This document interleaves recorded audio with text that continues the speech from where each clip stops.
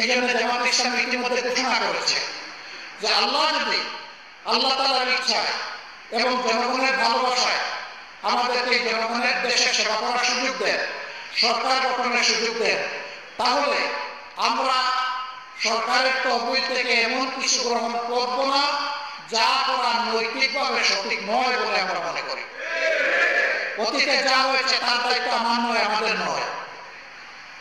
দেশের প্রচলিত ধারায় অনেক কিছু হয়েছে, সেটা বৈধ ছিল।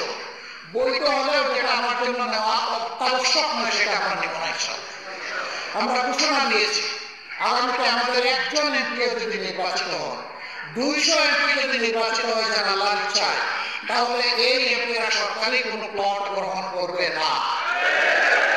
আমরা ঘোষণা দিয়েছি আমাদের জীবন এখন যেমন আছে তেমন তেমন থাকবে। এই জন্য বিনা ট্যাক্সের গাড়ি আমরা